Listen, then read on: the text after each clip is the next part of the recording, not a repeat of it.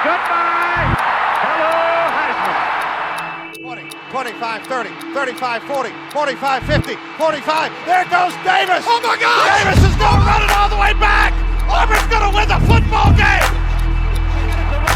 They give it back now to the 30. They're down to the 20. All the band is out on the field. He's going to go into the end zone. Four-man Alabama rush. Got him. No, they didn't. Oh, my gracious. Yep. How about that?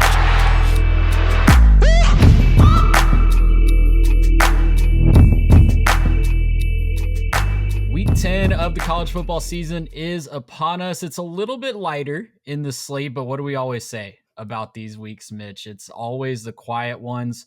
Listen, you can enjoy the first weekend of November however you darn well please. But just know, you will miss something seismic. Something big is going to happen no matter how sleepy the slate looks. Something big is going to happen. I'm looking forward to it. I'm looking to finding, sifting through the dirt, panning for gold this week because I think we can find it. If anybody can find it, I think it's us. It did feel like an off week from the TV execs, even when Cincinnati and Utah is on ESPN at 9:00 Central Time, and that's where College Game Day is going. It kind of felt like the whole TV industry punted this week. A lot of big teams are on buys. You've got the MAC that's light this week, preparing for midweek action. This is the final week, I believe, of weeknight Conference USA. So it very much feels like a transition point. Maybe perhaps a good weekend for us to be doing this bullpen game. I'm playing sick, Trey. I'm doing my best. I've got my peppermint tea here. I'm ready to ride though. Whatever you got, let's get to it. Yeah, in the spirit of the Dodgers in the World Series, you texted me that this might be your Kirk Gibson moment where you come in and just might be heroic performance out of nowhere when you should be on the shelf with the injury. But we battle through, we persist, and we present to you Week 10, and all of our shows are presented by Underdog Fantasy. Make sure that you are using that code. If you haven't signed up yet, I don't know what you're waiting on. You're missing out on a ton of fun this year. But if you still haven't signed up, make sure you use that code 3TechPod. You can still get $100 in free play when you play your first $5. And there's still a lot to go on. We're kind of in that golden window right now where all the sports are going on. We've got the World Series, we've got NFL, NBA, NHL, and of course our favorite college football. All that you can play and build lineups on Underdog Fantasy. And we've got some tips for you later this week if you keep an eye on our YouTube channel. Before we jump fully in, want to give a quick housekeeping note, scheduling note. If you were following along last weekend, we did have to shuffle the chairs around a little bit. We moved our live show from Saturday night to Sunday afternoon. We're going to do that one more time this weekend. There will be no live show Saturday night, mostly because one of the best games of the week is, like Mitch said, at 9:15 Central. We love you guys, but we are not built to stay up until 1 a.m. and start a live show at 1 a.m. Central, nor do we think that would get the viewership that we're desiring. So keep an eye out on our social channels. We'll announce a time for that on Sunday as soon as we are able to, but no live show Saturday night. It will be on Sunday. We apologize to all of our breakfast listeners, our church. I have to apologize to one specific listener. I don't want to say his name without his permission, but my former high school Sunday school teacher listens to this show. And I was informed on Sunday that he was a little upset that he didn't get to listen to the recap show on his way into church on Sunday morning. So I apologize. You know who you are. Again, I don't want to say your name without your permission, but we will be better on November 8th. And I apologize that we're going to do it to you again this week. That might be the biggest compliment we've ever gotten, Trey. Batting lead off to God's house. I love it.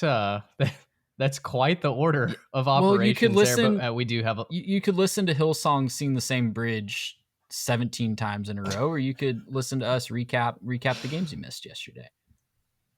Shots fired. That's also fair. There's also, I don't know if things have developed and I just haven't been updated. There's also a chance that you're on site Saturday night. Yeah, I think we've got content rolling out, right? If anyone has any connections in the Utah SID office, we're trying to get an email back, but I think we'll be on site. I'll definitely be in the area, probably in the stadium in some form or fashion for that game. So excited to take my first Utah game day in Salt Lake City. Like I said on Sunday, if you guys I know we have some Utah listeners, so if you have any recommendations, hit your boy up. Make sure that I know where to go to get some good food and get some good times in Salt Lake City. But without further ado, Mitch, let's get into our big news. We hit on this Sunday. We were like 99% sure that it was going to happen during our Sunday recap show, but we'll rehash it once more for the preview show. Brian Kelly out at LSU again. Not a surprise after what you saw going down on Saturday night. The stadium empties out. The only people that were there that were clad in purple and gold, at least by the fourth quarter, were there just to make their displeasure known about Brian Kelly. We've gotten a little bit more news since then about the buyout. They've restructured it. I'm sure there's some workings in that contract of Brian Kelly needing to look for a job, but yeah, just any further thoughts from you on that situation and what we can expect from LSU? Well, I think it's interesting to look at just kind of the box score, if you will, of Brian Kelly's tenure there. 34-14 since his time in office. 2021 was when he first took over, but he just never got the championship aspirations realized in Baton Rouge. Took his team to the SEC championship game in year one, produced a Heisman Trophy winner the next season, but both of those teams fell way short of their expectations. LSU lost to Texas A&M, 5-7 Texas A&M team to end that 2021 season. Kind of embarrassed inside Kyle Field, and then got beat by Georgia in the SEC championship game. The 2022 team, Trey, they had a for sale sign on the defensive side of the ball because just nobody was home. It was for open houses only. Nobody was actually there on site. And after that, LSU just never really was a serious contender, I think, for a national championship. We thought it was going to be this year. It obviously wasn't. And so Lane Kiffin, obviously one of the big names who's been mentioned to take over at LSU. We'll see if that ends up happening or not. There's a couple of other names. I put together a dartboard, is what I called it, over on our Substack. It's a living document throughout all of these coaching changes. We've got open jobs. We've got their top candidates as written by us. And I think some good write-ups underneath those. We've got hot seats as well. So, for LSU, I've got Lane Kiffin, John Sumrall, Kenny Dillingham, and Willie Fritz, actually, who I did see Andy Staples mention Willie Fritz yesterday. As far as I'm aware, Andy and I are the only ones that have written anything about Willie Fritz and the potential fit at LSU. So if you want to go check that out, it's over on our Twitter. I'll be retweeting it, throughout the weeks and probably even months, as this coaching carousel is not going anywhere anytime soon. But exciting stuff over there, and hope you give it a read. Yeah, it's a great article, guys. Make sure you're checking it out. Go ahead and just add it to your bookmark bar because it's going to need to be updated. It's going to be updated frequently, like Mitch said. One thing I just want to jump in here with, and I mentioned this a little bit on Twitter, and I can't remember if I brought it up on a show yet, but the thing that's going to fascinate me the most about this coaching cycle is just the timing of it all, right? So if you're one of these big schools, if you're a Penn State, if you're an LSU, and you want to go after the big fish, a Lane Kiffin, I don't think Mike Elko's going anywhere, but Mike Elko has been thrown around by some, I think uninformed, but some. You have to make a really interesting decision for your program. You're basically just going to punt the early signing period and punt a lot of transfer portal scouting. Basically, if you're going after someone that's going to make the college football playoff, and Lane Kiffin is going to make the college football playoff, unless there's just a total collapse, the early signing period is the week before conference championship games this year. It's so early this year, and you're going to have to wait until basically Christmas to officially hire a guy. I don't know if that just fully disqualifies people or not. Like, are you willing to wait and gamble and wait? What if Lane Kiffin says no on December 21st? And then you're just, maybe everybody else that you want, your plan Bs are all gone. It's just such a gamble if you're going to go that route. Well, and Pete Thamel put it out on ESPN today. I think he did a TV spot where he said that he doesn't believe that Kiffin is going to stay at Ole Miss. He thinks the opportunities at LSU and Florida are too big for him to stay in Oxford, which shots fired at Ole Miss fans. But he raised that very point that either a backroom deal has to be done, and Ole Miss looks like they're going to make the college football playoff. He threw out all the dates. The first round doesn't start till December 19th. Yeah. right? So if you're a coach like Lane Kiffin who gets your team to the playoff, but you don't plan on staying with the Rebs, you've either got to secretly have a deal done where you're telling LSU, Florida, whoever, hey, I'm coming. So don't sign anybody else, put pen to paper ahead of time, or you've got to do it publicly. And you've got to say, I know I'm making history for Ole Miss and leading us into the playoff and contending for a national championship, but hey, turns out the grass is greener. I'm going to Baton Rouge or I'm going to Gainesville.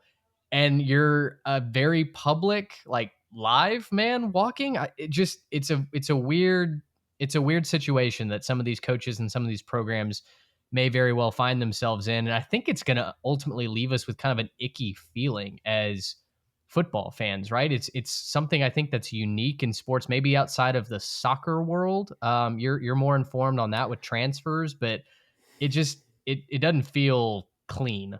Yeah, soccer's a whole nother animal because there's like mid-season transfers and all kinds of weird stuff you can get into. But yeah, I mean, it would be unprecedented in modern times, I would say, for something like that to happen. And what if Ole Miss messes around and makes a run and they make it to the semifinals or something like that? Are you really waiting until, gosh, that would be January 7th or something like that? Like, it would just be insane to think about that. But follow along. We'll be covering it the best that we can and keeping you guys up to date. Like Mitch said, just follow along with his article, his dartboard, and save it to your bookmarks because it's going to naturally need to be a living, breathing document. Well, all that being said, we do have games on the field week 10. Like I said off the top, it is on the surface a little bit lighter slate, but we're going to do our best to pan for that gold for you and show you where you need to be paying the most attention this week and where maybe some seismic activity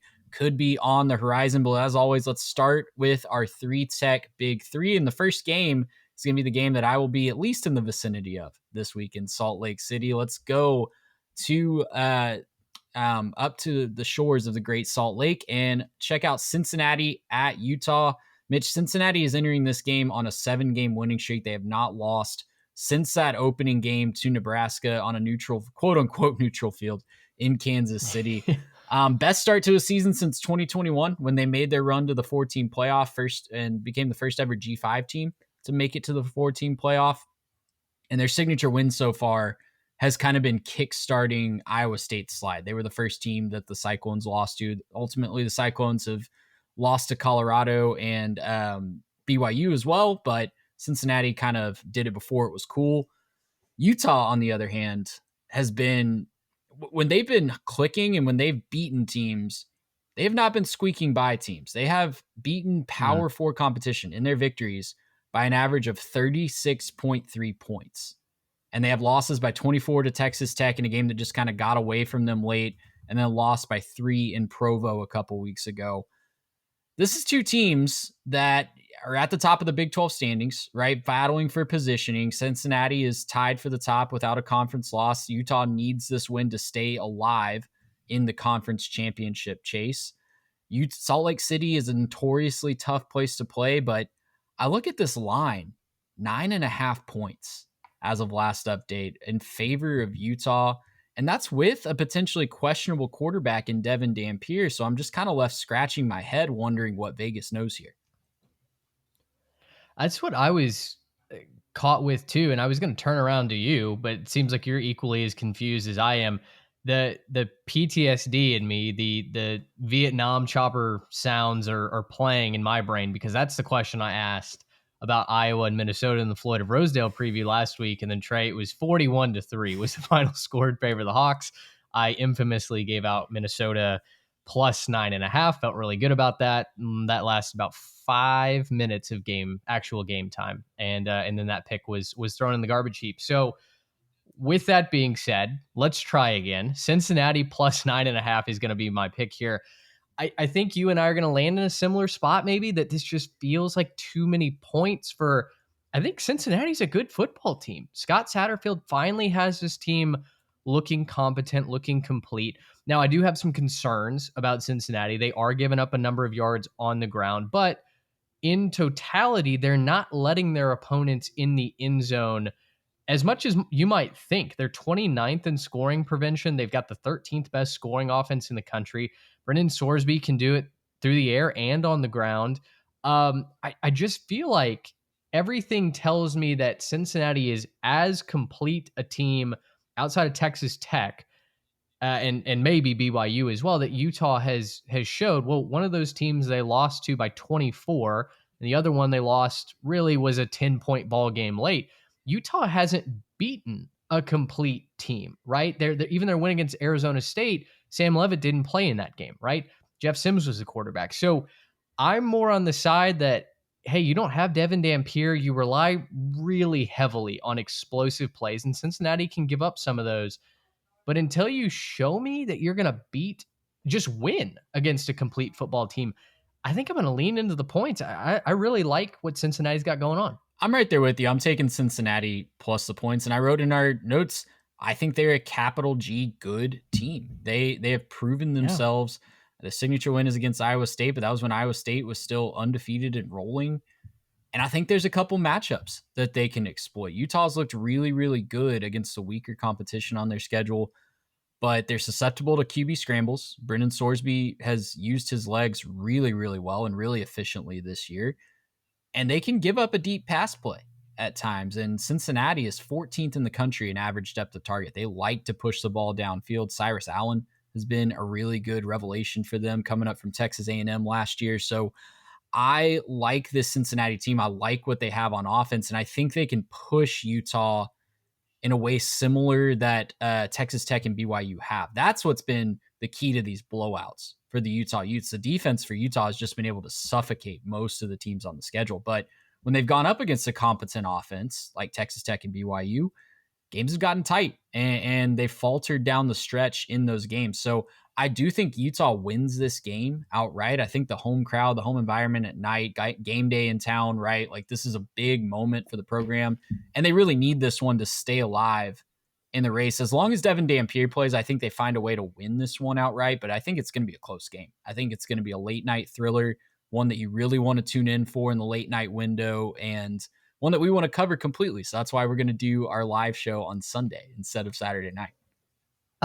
Exactly. Great transition to meld those together. I think if this is a rubric game for me, I want to pick Cincinnati to win outright because quite frankly, I think they've got more going for them in totality than I do Utah. But the better defense is at home. They've got an extremely athletic quarterback. Bird Ficklin, right? Is his last name, the backup quarterback. He looked good against Colorado. I think you and I could have looked good against Colorado last week, but that's kind of besides the point. Well, and it was mostly running the ball too. He was like 10 of 22 passing. So, and Cincinnati is pretty good at making teams one-dimensional. They'll give up yards on the ground, but if they're doing that, it's because they're locking you down in pass game or vice versa. Yeah, so I think that maybe Utah gets a late turnover, something of that ilk. So I'll take Utah to win as well. But Cincinnati, man, if they get through this one, it gets real spicy really fast. And we are dreaming instantly about Cincinnati, not just being a team that's favored to go to Arlington, but I think you start talking about Cincinnati trying to get one of those two coveted Big 12 playoff spots if the conference can get two in, which, we've talked about in the past. Shahan talked about it with the Big 10 struggles.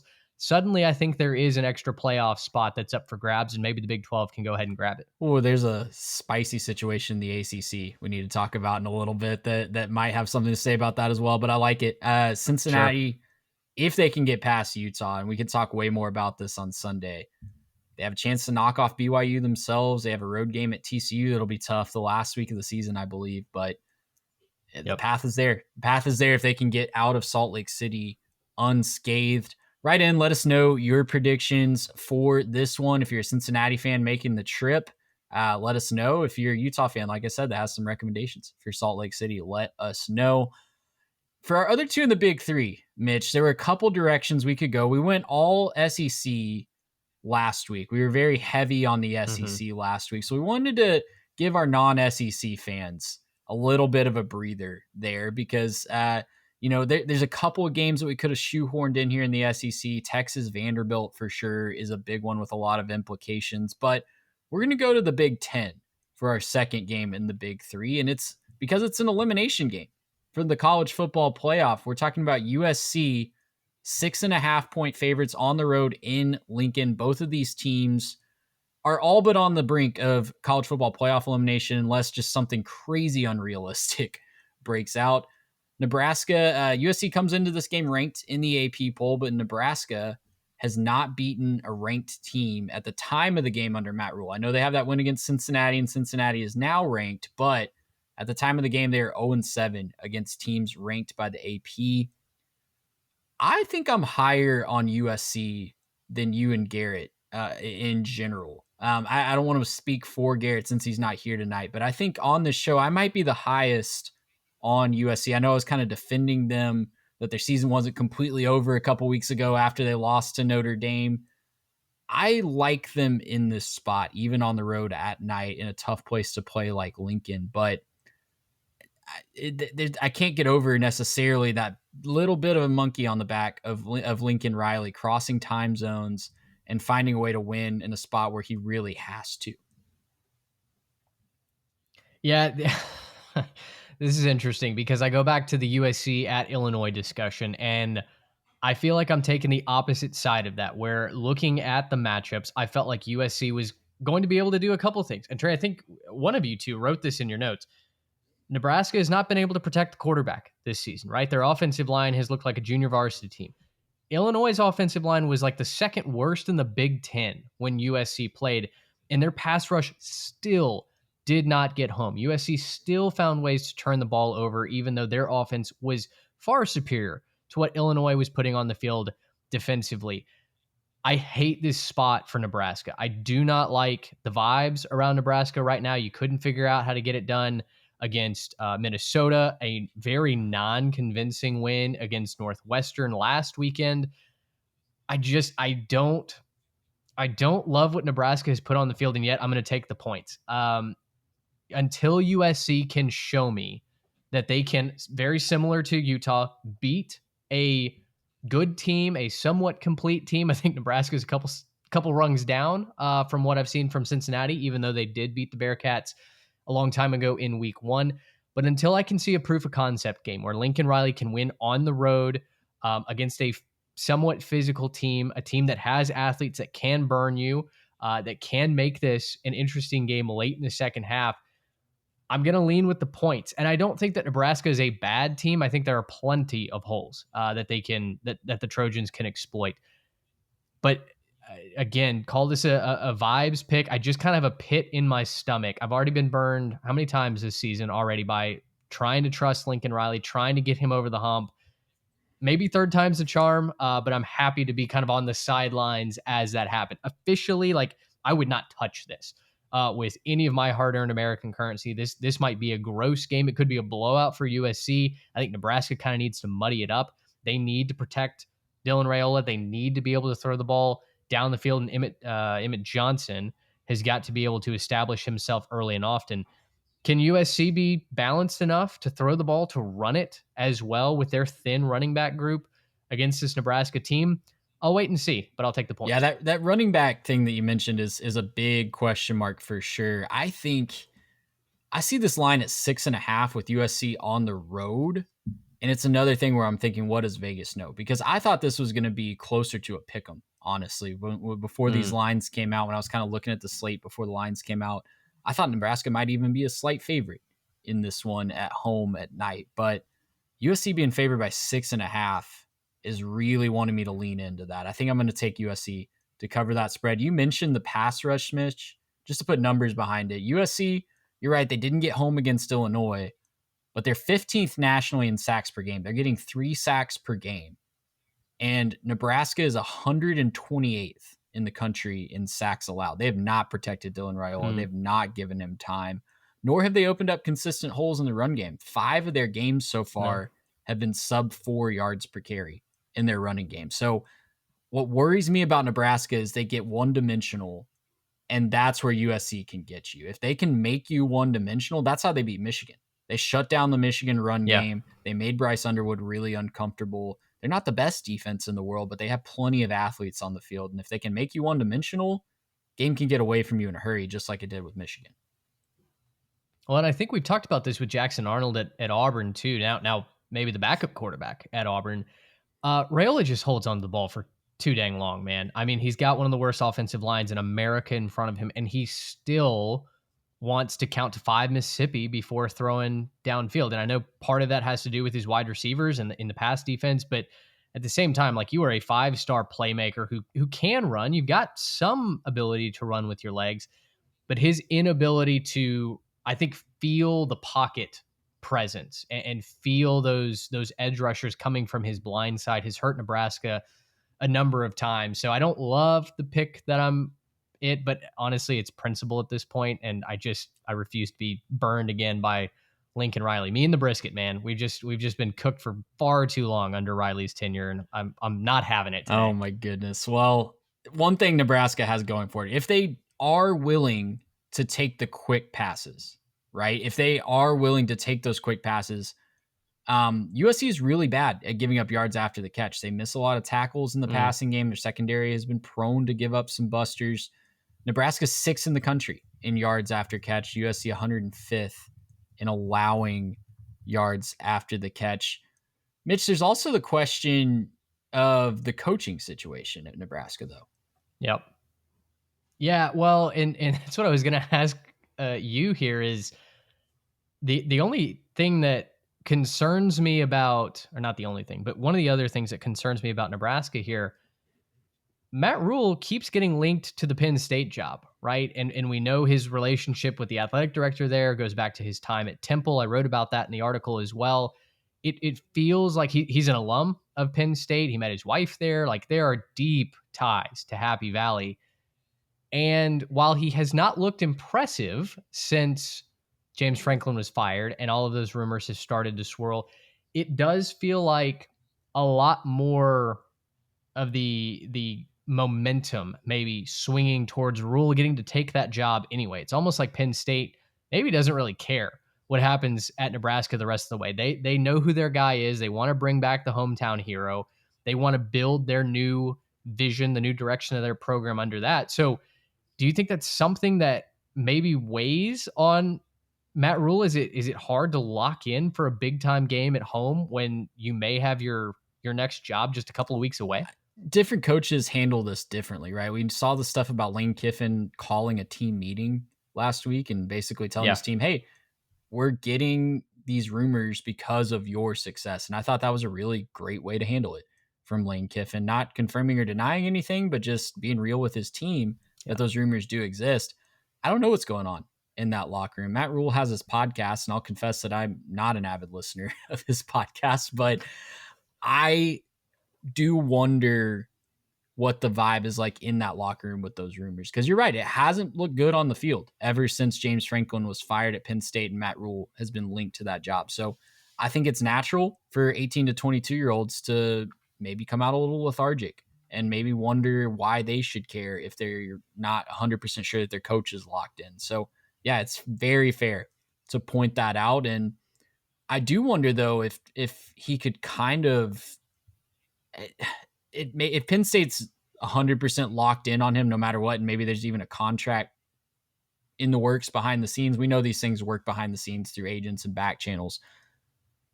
But if he finishes like 7-5, that Penn State fan base isn't going to be very excited at that opening presser. So you kind of have to, for some self-pride, want to finish strong. That in my mind. So I don't know, like, it's a weird situation. I think we're going to see a lot of coaches in a weird situation as we count down the weeks here with so many openings. But yeah, the bottom line is they haven't looked good on the field since that announcement. No, they have not. And for context, to finish 7-5, they're 6-2 right now, Trey. So that would take a 1-3. Well, Nebraska's finish, never struggled down the stretch after they've gotten 5 or 6 wins, right? I was about to say Nebraska fans have never had to weather a lean November ever in their team's history. Certainly not recently. So listen, storylines abound. Just another thing to watch, right? Trey, take us to Oklahoma and Tennessee, our final elimination game here in the Big Three. We do have to circle back to an SEC game eventually. Sorry, it's a light slate. Sorry, non-SEC fans, but get more ranked teams that are in the playoff discussion. We'll talk about those games off the top. But Oh, he just triggered warning. I'm right here there. for the smoke, man. It's been so lame, the discourse on Twitter about that. But I digress. Let's jump into the game in Knoxville, Tennessee. It's Oklahoma at Tennessee. The Volunteers, 4.5-point favorites in, I think, a true elimination game. These are two potential bubble teams for the college football playoff. One of them will no longer likely be considered for an at-large bid. I will say Oklahoma with 3 losses might get spicy in certain scenarios, but for all intents and purposes, this is an elimination game, at least for the SEC championship. And it's a clash of styles, right? It's the number 2 scoring offense in Tennessee versus the number 5 scoring defense in Oklahoma. Interesting vibes on both of these teams. I think, at the start of the season, a lot of trendy picks to make the college football playoff, especially after we saw Joey Aguilar start the season the way he did. They both run into some roadblocks against the top of the conference, or I guess the meaty middle in the case of Oklahoma and Dallas. But with John Mateer's health getting better and better each week, it feels like this is going to be a really competitive game and a real interesting clash of styles. It sure does. Unstoppable force in Tennessee's offense, immovable object, somewhat immovable object. It flexed a little bit last week against Ole Miss. I've got a thought on that sure. in just a second. I think it's bendable, I would say. Yes. Bend but don't break, perhaps, might be the mantra for this Oklahoma defense against real teams. Trey, I'm going to take Oklahoma plus the 4.5 here. I do not necessarily believe in Oklahoma's offense. I am starting to have some questions about their defense. If you watch the SEC shorts this week, first of all, amazing watch, maybe some of their best work ever, although we say that every single week. But the Barbershop Quartet singing It's Beginning to Look a Lot Like Last Year had me laughing out loud in my office. I think the chopper sounds are echoing around Norman right now. And if you're a Sooner faithful, it's some nervous times. You're going back on the road. You didn't defend home field last week against Ole Miss in a game where it felt like, man, if you could stop the Rebs, there's the turbo boost you need to get through November and actually still be relevant for a trip to Atlanta and the college football playoff. And now that foundation got shaken a little bit, right? And I know that John Mateer isn't healthy, or at least it's hard to expect him to be fully healthy because he is just a couple weeks removed from having the surgery in the first place, right? I know he's going to say all the right things on the podium, but when I watch him, it does not look like he is fully focused on the job at hand, right? It does not look like the pre-surgery John Mateer and his ability to process the defense, move the pocket, continue to find outlets. I think part of that is the defenses have just gotten better, but the other part of it, Trey, is the running game disappeared again last week, and it was a defensive front that gave up plenty of yards to Georgia the week before, the game prior. So the running game is not back, unfortunately. I think it had to do with more South Carolina being a poor team than anything.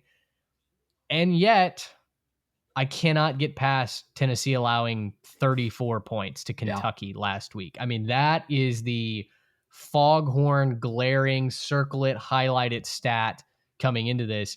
If you're giving up nearly a 40 piece to Kentucky, who with the 40-point outburst, Trey, still only rank 94th in the country in scoring offense, there's not a number of points that you can give me for Tennessee, and I'm going to feel comfortable here. So I'll take the points and bet that Oklahoma can probably find their way into the end zone enough times to keep this close. I'll see you're taking the points and tell you I'm going to take Oklahoma outright in this game. And I think it's less of a pick for Oklahoma and more of a pick against Tennessee, honestly, because I just can't get in on Tennessee for some reason. It's the defense. It's the offense exploding against really bad teams on their schedule, but going into a shell against Alabama, right? I know that game was on the road. I know they put up a lot of points against Georgia, but when the moment got really big, they just weren't ready for the moment, right? On either side of the ball in that one. So I hate OU's run game, like you said. But one thing I will say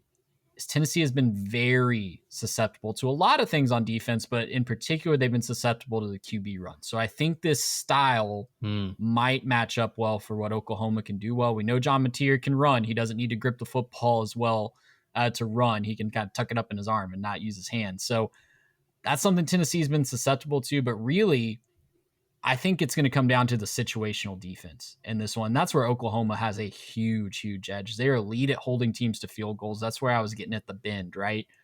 When they get in the red zone, they're fourth lowest in touchdown percentage allowed in the red zone. Just 37.5% of the time when teams get into the red zone against OU, do they score a touchdown. They give up some field goals, but that's fine when you have an offense that can trade field goals with them and sometimes end up with a touchdown. Tennessee, on the other hand, is worst in the nation at red zone touchdown percentage at 82.8%.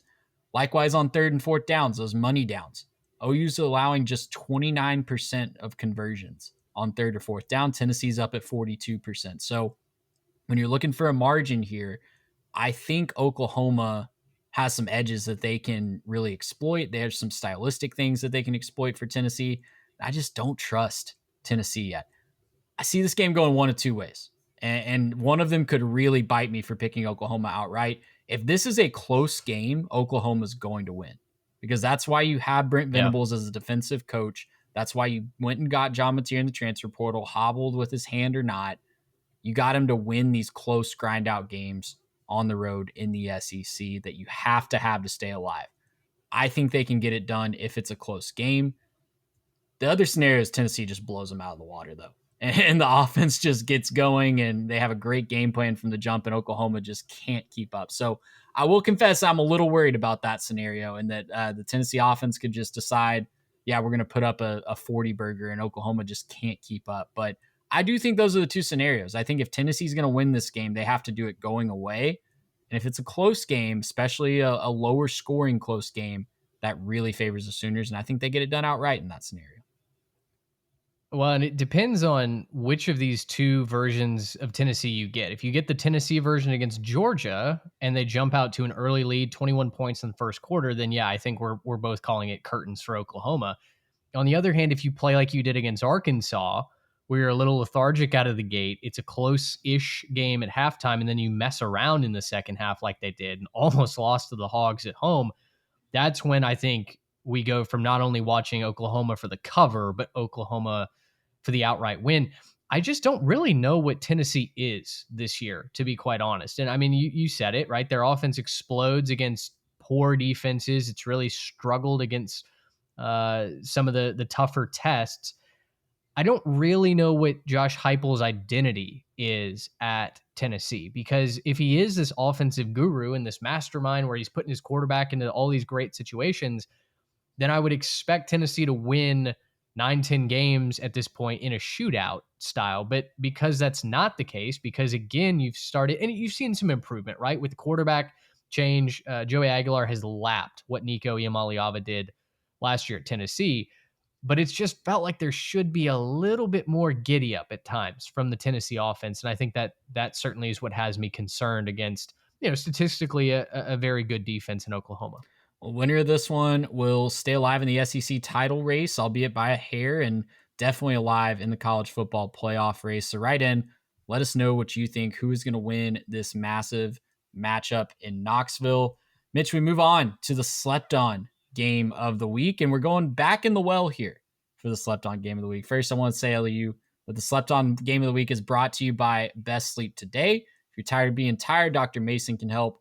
Talk to the team at Best Sleep Today about how you can return to quiet, restorative sleep without a loud, bulky CPAP or expensive surgery. Visit bestsleeptoday.com to learn more. Real patients, real results. Best Sleep Today.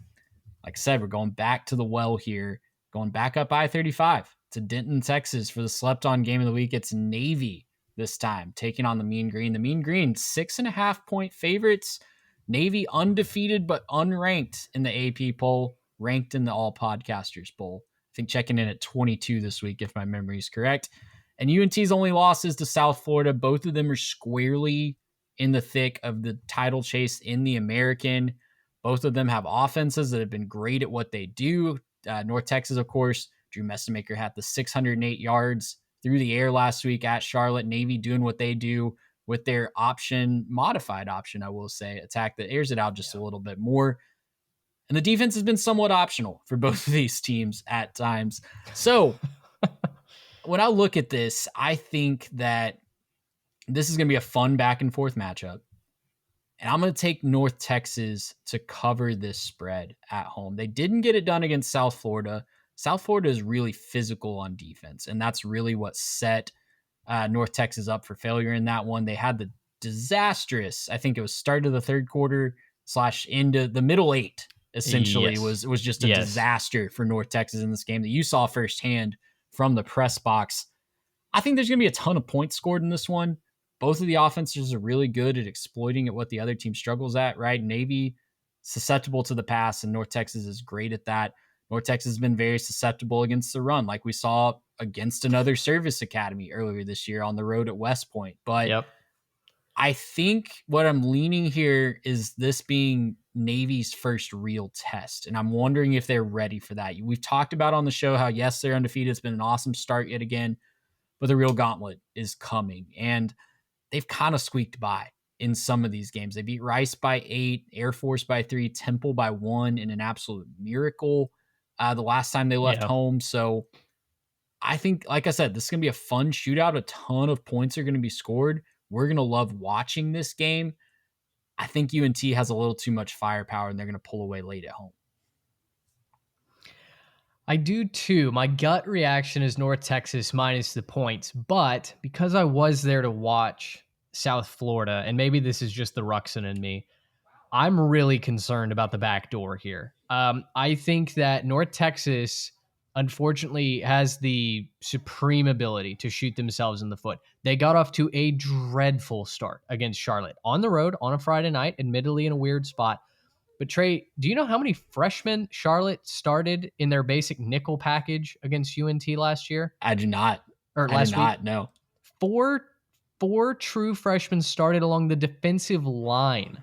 And Trey, they had Drew Mestamaker in purgatory all the first half. And if he did not get the ball out immediately, that offensive line was letting anybody through the turnstiles.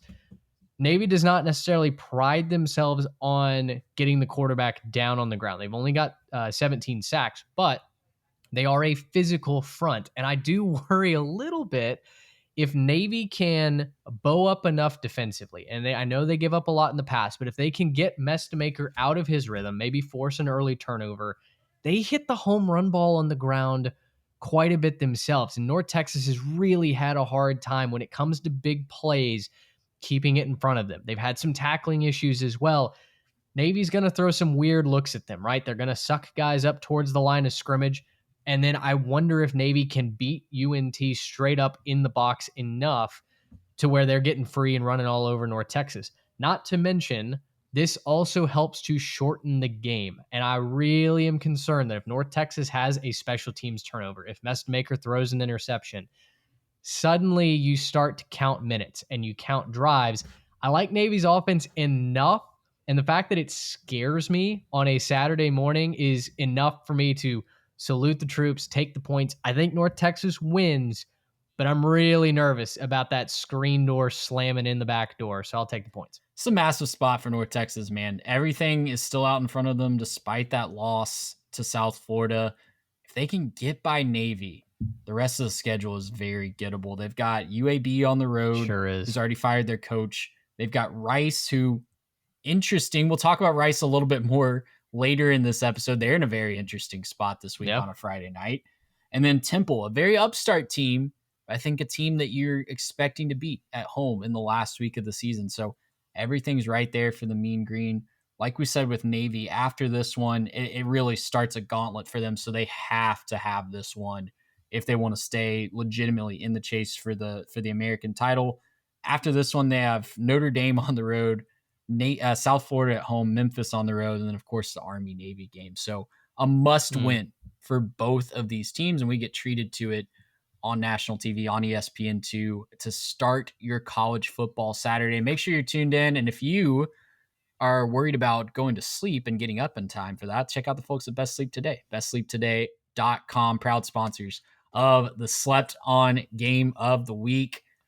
Mitch, let's go to our buy or sell segment. This is something you introduced last week, and with two of us, we can kind of just ping pong back and forth here. I think that's the best way to do it. We'll start in the Big Ten here, and you wrote these up here.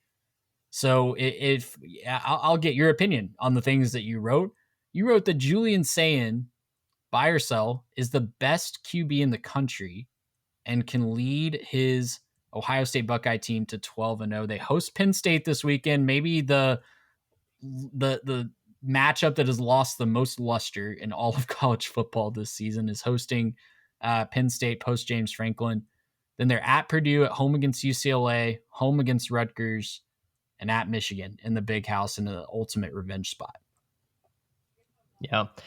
It's an interesting question. And as I was looking through statistics and just kind of trying to put together my own personal playoff picture, I think it's the quietest domination from the quarterback spot that I can remember in a long time, right? Ohio State has just been mowing over folks. We've talked about that. They've had some off TV windows. Their schedule really hasn't done all that much for the casual viewer. And because we've had so many loaded Saturdays, I feel like unless you're a Buckeyes fan or a Big Ten fan, maybe you're not paying as close attention to what Ohio State is doing. But the more that we talk to our guests on the show, experts around the country, they feel like this Ohio State team is even better than the one that won the national championship last year.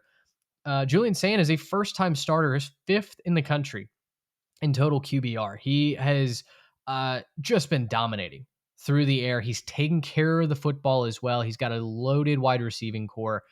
I think there is real food for thought there on whether or not he's the best quarterback in the country. Maybe if you're asking me personally, I won't quite say that yet, but I am buying the idea that this Ohio State team can go 12-0. They've got Penn State this weekend that, just unless they stub their toe, should not actually be a threat to beat them. They're at Purdue. They're versus UCLA and Rutgers at home to finish the year in the Horseshoe, and then they go to Michigan. I think this is the year that they beat Michigan. I just love what the defense is doing. They've had some linebackers step up. The offense feels much more complete, a much more consistent downfield threat than what we saw against Michigan certainly last year with Will Howard at quarterback. So I'm buying that idea that the Buckeyes can roll into Indianapolis 12-0, just kind of getting ready to flex on everybody and making another deep postseason run. The only thing I'm selling here is if we can say that Julian Sayin is who's leading them to 12-0, because he's been fantastic. Sure. The defense is at giving up less than 6 points per game. That's just absurd. I think Lance Barton on Always Talking Ball was saying that this is the closest thing to joyless murder ball that we've seen since prime Nick Saban era. 100% agree. Yeah. You just, after the midway through the first quarter, you just know you're done with the way that the defense is suffocating you, and Ohio State's probably already hit a few big plays. If we're nitpicking, I want to see a more firm rotation in the running back room, right? I want to see them find the go-to guy in the running back room. Bo Jackson has shown some juice. CJ Donaldson has looked good at times, but I just really want to see them lock in on a dude that they know they can count on in those tough situations, because I think that's what they're going to need against Michigan. I think that Michigan's gonna play a Michigan football game against them, and we have seen Ohio State rolling coming into that one before and leave that game with an L several times in the last few years. So that's the only thing standing in the way for them. Would be hilarious if Penn State found a way to get this one, though. Like, wouldn't that just be like the ultimate bad joke on the Penn State fan base as they finally beat Ohio State, and it's after they've already fired their coach for the year and they're completely out of the playoff picture. Entirely. This would be the trap door that Ohio State would fall through. And for I don't even know if you're a Penn State fan. If you win this game, like, are you even happy? I'd be so won upset. It because I'd be so mad. Yeah. Right. I think you're kind of wishing, if you're a Penn State fan, in my estimation, you're kind of just wishing to fast forward past this week, right? Sim to the end of the year. Exactly. You're not really caring about what's going on here. I'll turn it around, though. The other buy or sell that we have for the Big Ten to close the loop on this rivalry, Trey, buy or sell, Michigan's playoff chances thrive in November, and they go into the big game at 9-2. I've been trying to tell people about this for quite some time. They will be 9-2 when they go into the game. The schedule is soft going into this one. Home against Purdue, at Northwestern, and at Maryland, before I guess you can paint the picture of Northwestern or Maryland playing a plucky game, really uglying it up, and Bryce Underwood just has a freshman moment. But I think they've got too much talent. They're way more talented than every team on that schedule, and they should cruise to 9-2 and be in a playoff play-in game at home against your rival. What more could you ask for in your freshman quarterback's first season? Yeah, I think Northwestern is the landmine that I'd be concerned about if there is any level Is of that concern. one? Purdue It's is at just Wrigley, right? is that I game think it's at Wrigley? at Wrigley, so that's a weird spot. Okay, so weird spot. Yeah, against a I'm kind of a veteran verifying team that that's right played now. some good defense. Yeah, played good defense. Purdue is just too new. The offense is way too inconsistent for me to believe in that. And then Maryland, listen, I love your quarterback. We've been on Malik Washington since the preseason when we were actually telling you, hey, guys, Malik Washington's going to win this quarterback job way before he actually did it. So we're high on Maryland, but it's a young team. I don't know that they've found kind of the recipe to win consistently, even at home against a better opponent. So Northwestern, yeah, would be the one I'd be curious It about. is at Wrigley, so weird things Wow, how could about that? happen in that game, to be sure. But there's probably going to be more Michigan fans in that stadium than Northwestern fans, unfortunately. But get in Probably. price, $167 right now. So if you're in the Chicagoland area and want to Whew. see a fun football game at Wrigley in November, go for it. One more here in the Big Ten before we move on. It's one of the other elite teams in the conference. Can Indiana, speaking of Maryland, handle business on the road against the Terps? They're 21.5-point favorites this weekend. Yeah, I wouldn't lock this one up necessarily. Wouldn't put any hard-earned American currency on it, but it definitely feels like this is just another week for Indiana.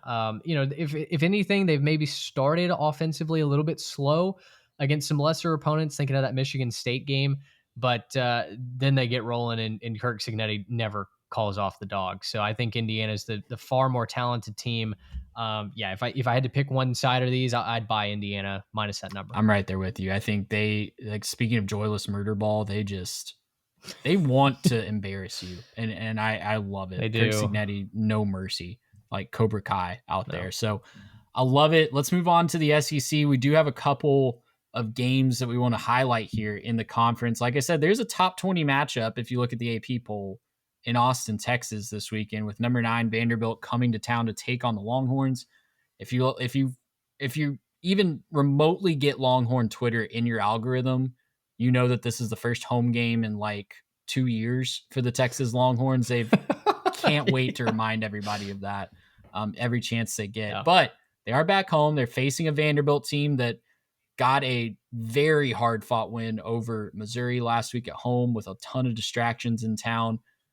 Texas playing for their playoff lives. Vanderbilt has a little bit of wiggle room as we head into the month of November, but this one would be a big-time win that I think symbols to people, especially casual fans, that they're for real.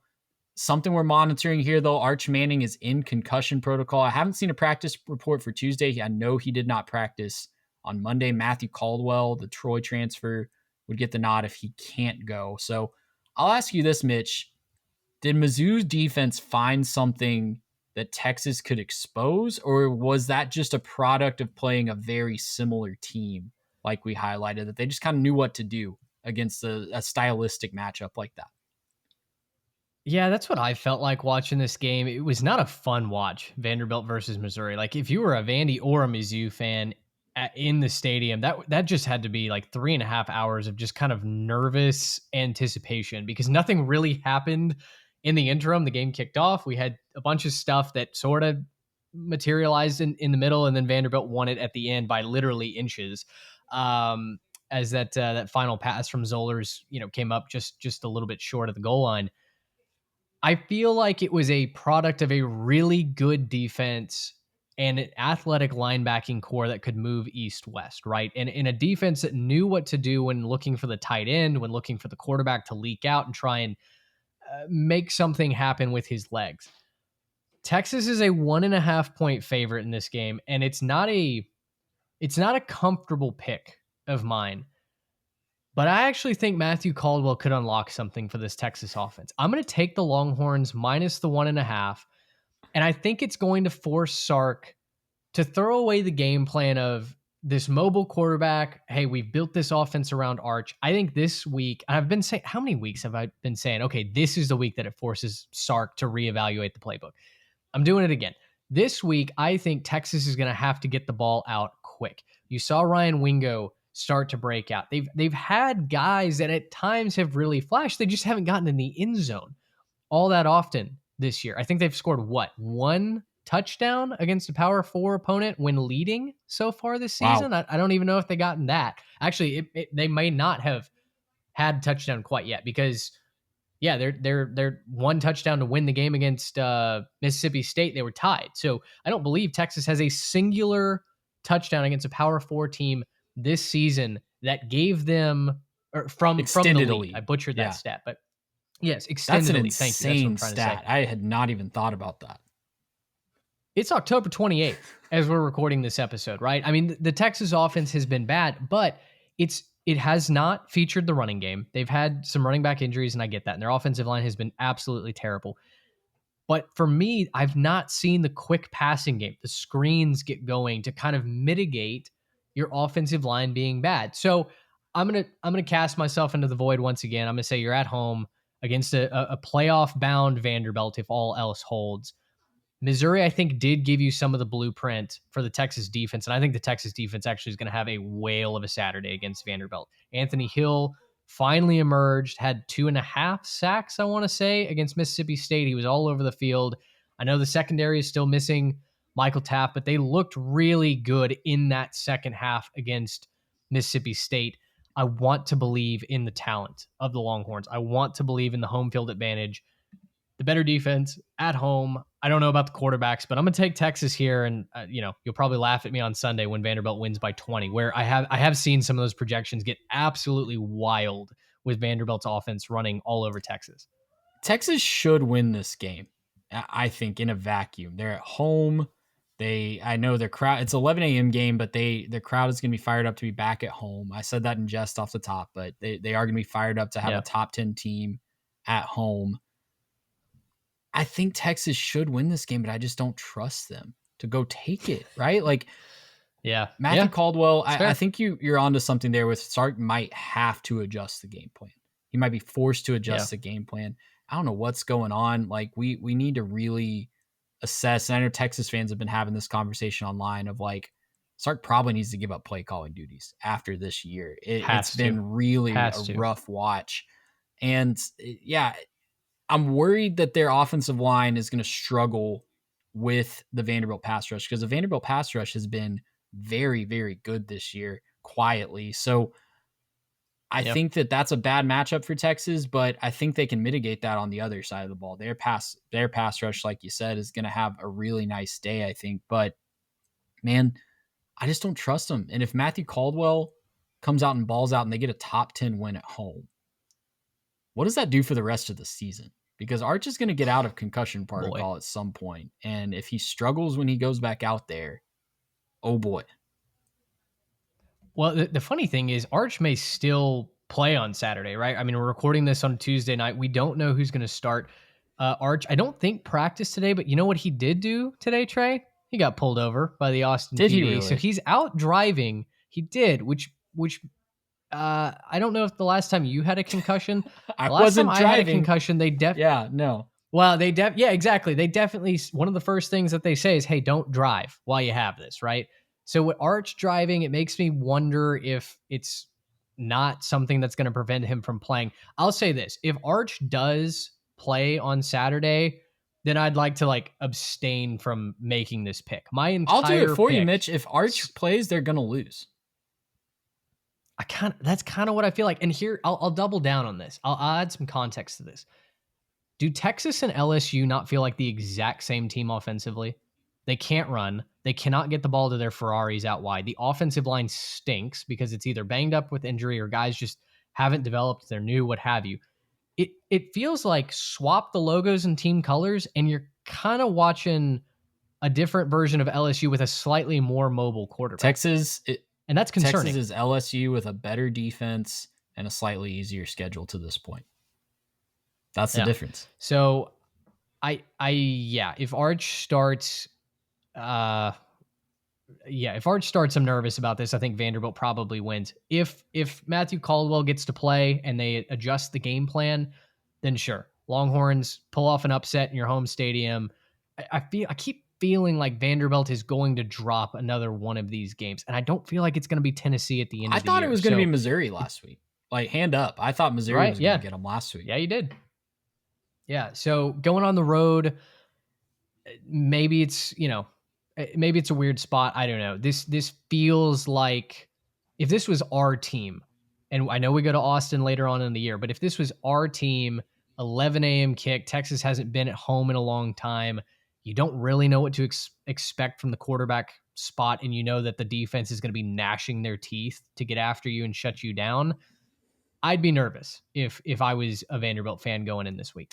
Let's keep it in the SEC for a couple more games here before we move on. We got the world's largest outdoor cocktail party this week, a game that's how we will refer to it on this show. Number 5, Georgia, 7.5-point favorites against Florida in Jacksonville.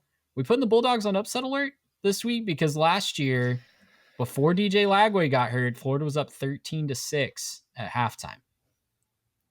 Yeah, I don't know about that. I don't. This will be the first time that we've seen Florida post Billy Napier, right? They had a bye this last week. Correct. So, yeah, we don't know totally what to expect. Maybe you get the dead cat bounce this week that we've seen from some other institutions that have fired their head coach. Didn't happen for Penn State, but we'll let them rest for now. I still think Georgia wins this game. I don't know about the line. The line feels low to me, to be quite honest. I would have expected it to be closer to a 2-score game. So I'll stay away from the line officially, but I'll take Georgia to win. Georgia's defense in early parts of the game scares me here. I think this could be another situation like last year where Florida's hanging around, maybe even has a lead at halftime because of how Georgia likes to ease into games on the defensive side of the ball. Yep. But I think, what have I said every time we bring up Georgia? They turn it up at another notch at some point, and some point they figure offense out. And once they do, it's game over for you. So yeah, I think Georgia wins. I think they win by 10-13. Pulling away late. Sure. Last one here in the SEC. Can Ole Miss stay focused? Because we've highlighted before their closing stretch. There's no excuse for them to not be 11-1 going into the college football playoff. They opened that closing stretch at home against South Carolina this week. After that, it's the Citadel, Florida at home before going on the road for the Egg Bowl. Yeah, I just don't respect South Carolina. They can't close at home. I don't trust them to go on the road and get it done. Citadel, congrats on your bye week. Florida's maybe tricky. It will have been a stretch of 1, 2, 3, 4, 5, 6 straight games without a bye week. So maybe you're a little bit out of gas. Florida's obviously got a talented roster. They're just trying to play spoiler at that point, kind of us against the world mentality. So maybe I'm a little bit concerned about the Florida game. But then you get a bye week to prepare to go to Starkville, and you may have a spot in Atlanta on the line there if you can come out with a win. So I'm going to say that these next 2 weeks, not really concerned about that. Maybe we turn the concern level up to a 5 or a 6 against Florida. Then truly anything can happen in the rivalry week. Well, let's move on to the ACC. Well, I guess I can give my take on that real quick. But Ole Miss, I'm with you. I think South Carolina probably ran out of gas last week against Alabama. I think that was their last-ditch effort to get back into this season. And I think maybe if they would have won that game, I'd be a little bit more nervous if I was Ole Miss. But I think they're kind of running on fumes at this point, and they exhausted it all against Alabama last week. So I'm penciling in Ole Miss to 11-1. Famous last words, trusting Lane Kiffin. Now let's move on to the ACC. I was just excited, Mitch, because I discovered this today, and I've been wanting to talk to somebody face-to-face about it, like ever since I discovered it. So I wrote about it in Bowl Maniology. You plugged your article. I'll plug mine. Bowl Maniology every week. We go over the projected playoff field. And Mitch, I had 3 ACC teams in the projected playoff field this week. Wow. Here's why. There is a very real possibility where there could be at least 3, maybe 4 11-1 teams in the ACC going into conference championship week. How is that possible, Trey, you might ask? Well, there's currently 7 teams with 0 or 1 conference losses. There will be 6 after this week because Miami and SMU play each other. And there are just 4 games remaining where those teams will play each other after this week. There's 3 total after this week. One of them is SMU and Miami. So when you play things out, there's a very real situation. It's really very real scenario where Georgia Tech could be 11-1, undefeated in conference play with a loss to Georgia.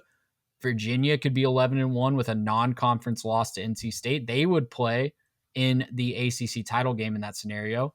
But then you also have Louisville, who could be 11-1 with a loss only to Virginia, and Miami 11-1 with a loss to Louisville. And no one is knocking each other off. So what on earth would the College Football Playoff Committee do? Now, in my Bowl Maniology article, spoiler alert, I did not have Virginia going 11-1. Yeah. I think that we can all kind of see that there's probably a loss looming there somewhere with the way that they played on the field the last few weeks. Fun story. I think it's going to fizzle out. They're going to have a great season, not 11-1. But the very real scenario that I could see playing out is Georgia Tech being 11-1 or 12-0 if they knock off Georgia. Sure. And Louisville keeping Miami out of the college or of the ACC championship game at 11-1 because they beat Miami on the field. So it's a mess. And I don't know if it's because they have 17 teams in the conference. They got an odd number that they just threw the hands up and threw the schedule maker into ChatGPT and didn't verify that some of the best teams weren't going to play each other. But it's a mess in the ACC. And we really need some teams. I guess the ACC doesn't want it. They want as many 11-1 teams as possible. But I think for as respectfully as I can possibly say, for our viewing pleasure in the first round of the college football playoff, I think we need the bottom half of the ACC to do the rest of the country a solid here. Yeah, boy, and wouldn't that be something if Miami's lone loss ends up coming to Louisville and that keeps them out of the ACC? Like that would but they would still get in. Would have ticked another box. I think the 11-1 Miami would get in. To the ACC No, to championship? the playoff. Oh, to the playoff. They would be out of the ACC No, they're into the playoff. championship. Yeah, no, I'm just making fun of the fact that we would be however many years into their absolutely. ACC membership, and we would still not have an ACC championship, despite going 11-1, playing in the college football playoff. That just would be hilarious to me. Yes, I think Georgia Tech and Virginia are kind of cousins this year, where you look at some of those games and you go, oh boy, like I don't know how you have done what you've done. Virginia, Stats of War put this out earlier in a graph.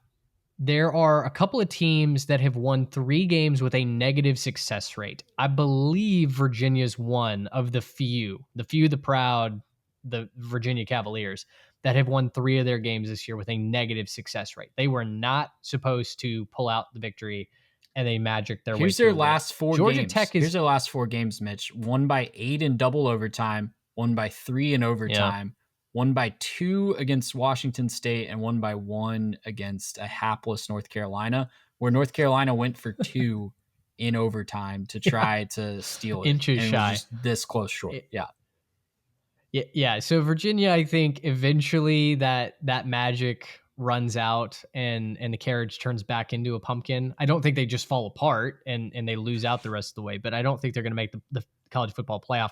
Louisville is a good team. Georgia Tech, listen, I'm riding with the wreck until it breaks down, and hopefully that is in the playoff and we just keep going as far as we can. Louisville and Miami have already played each other, like you said, and we'll talk about Miami and SMU here in just a second, but Louisville looks very complete. I think Miami had a nice bounce back against Stanford last week. In theory, we're just a couple weeks removed from saying they were the most complete team in the country, or at least one of the top 2, right? So I don't think that the narrative should have completely switched just because they had a loss at home to a very good Louisville team. But it is crazy to think that we could have another Florida State-esque snub, because there is no way that the committee is going to put, I don't even think even 3 ACC teams in. I don't think that they would snub another SEC team or a Big Ten team. I don't know exactly. I mean, this is your realm. I don't know how the math would I can work tell out, you but in my projection today, the first 2 out were 10-2 Notre Dame, because Miami beat Notre Dame on the field. Yeah. And 11-2 BYU, who lost to Texas Tech twice. And I think the committee would use that as a way to say, sure, you got your chance against a playoff team and you didn't do it. You had 2 chances and you didn't do it. I'll defer to you then on that before I make a fool out of myself. But maybe it's just such a novel concept that the ACC could get 3 teams in. But, listen, I was going to bat for the Big 12 getting 2 teams in, and that's looking like it might happen. So why couldn't the ACC get 3 teams in, I guess? 11 was the magic number last year. SMU was 11-1, and they got rewarded for that. So that's kind of what I'm operating off of. We're going to get a lot of clarity next week when the first college football playoff rankings come out, where these ACC teams kind of fall in the pecking order. Because if they're down in the low teens, then that kind of tells you, if Louisville's down in the low teens, I mean, even beating Miami, then that kind of tells you what they think of the ACC. But let's go to the games on the field this weekend. We'll play a quick buy or sell because I know we're already pushing an hour 10 here. But Miami's playoff chances, do they die in Dallas this week? 12.5-point favorites at SMU. This feels like a weird spot for Miami. They drubbed Stanford last week. SMU is off a just brutally disappointing loss to Wake Forest. They've had a couple of really bad losses, right? Double overtime to Baylor. They found a way to ruin a possible upset win against TCU in the Iron Skillet. They don't even show up offensively. Turn the ball over, I think, 4 times last week against Wake. Like, wouldn't this be the most SMU way to bounce back and to beat Miami at home? They've been fairly solid on the Hilltop. I think that 12.5 number might be a little large for my liking. It feels like Kevin Jennings kind of has a bounce back performance, but I think Miami probably squeaks out of Dallas with a win. It's Miami's first time leaving the state of Florida this season.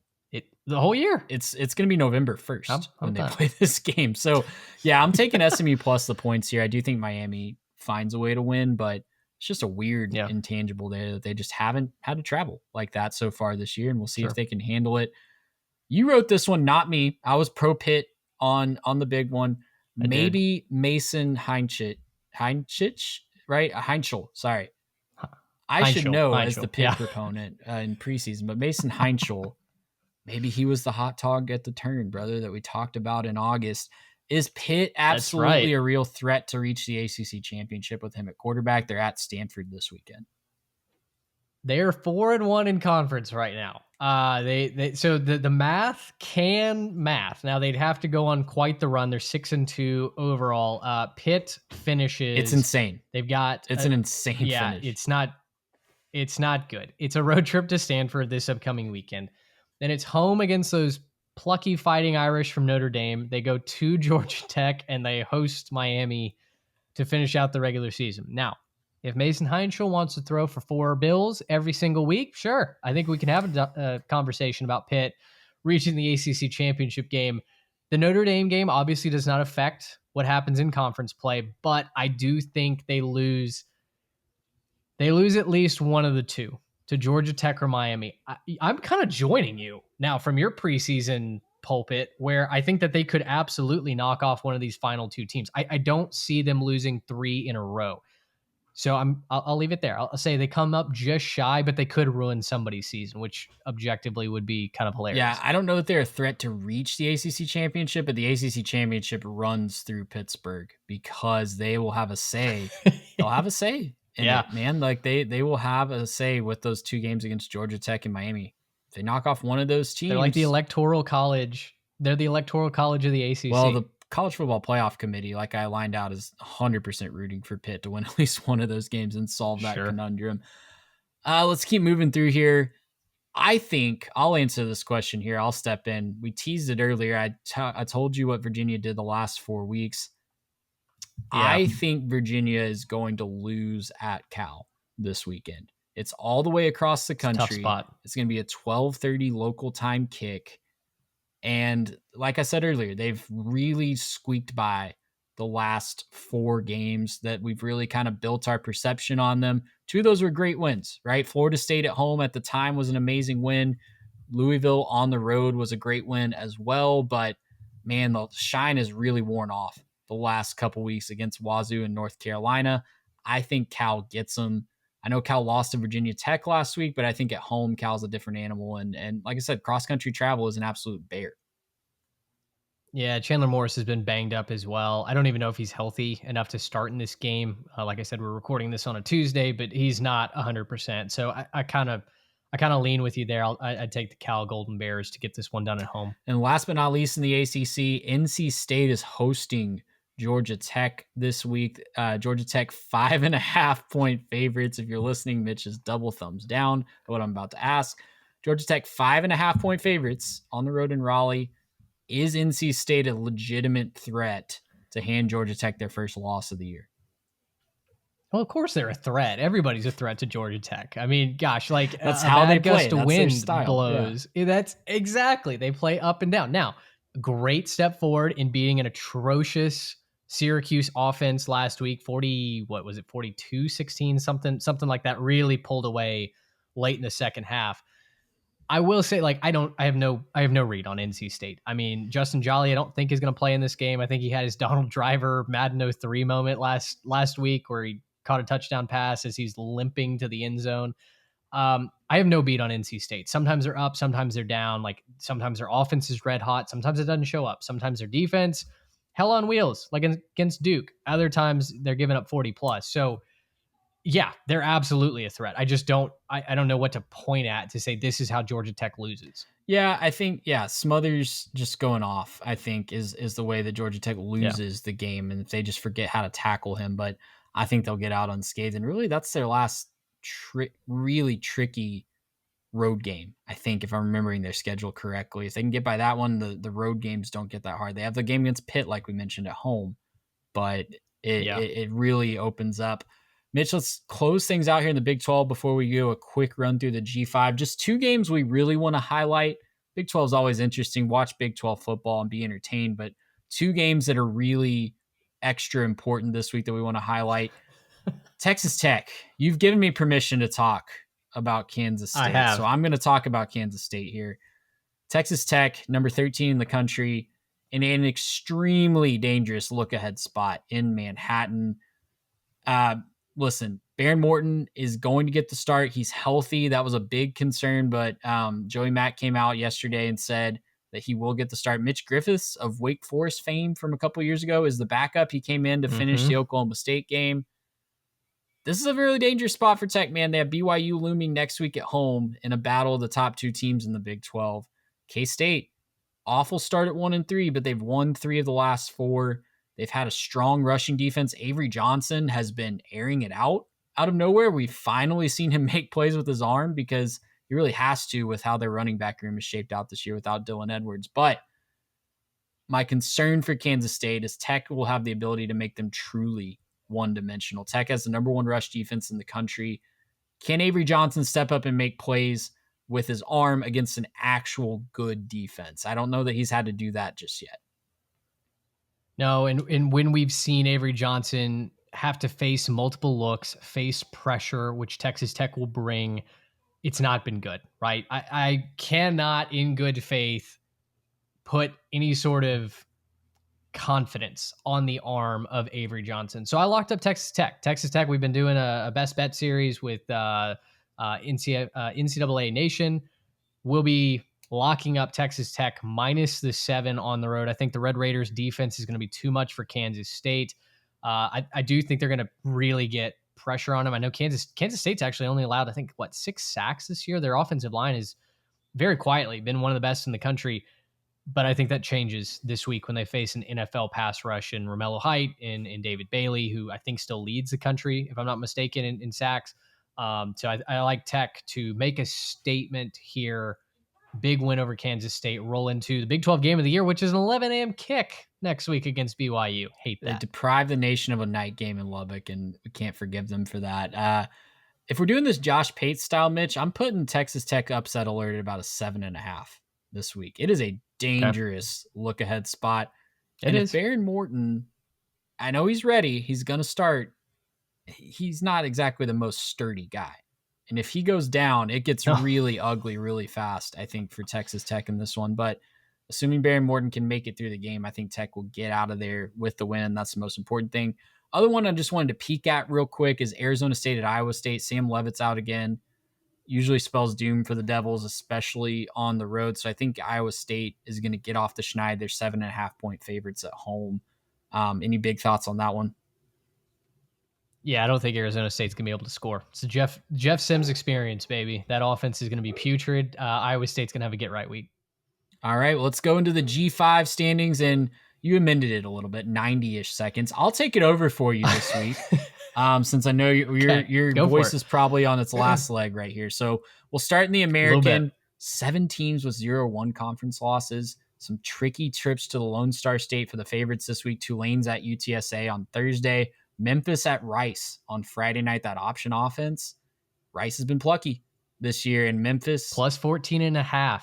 Plus 14.5 right now if you want to back the Hootie Hoos of Rice. I'm on the Owls Friday night. I think they keep it close. How can you not back an Owl on Halloween night? You got to do that. Not financial advice. Exactly. Tricky trips to Lone Star State for those favorites. And then ECU and Temple is low-key one of the best TV games of the week. I think there's going to be a lot of points scored in that one at the link. We'll see if Temple is really for real and pushing to be a true contender in the conference down the stretch.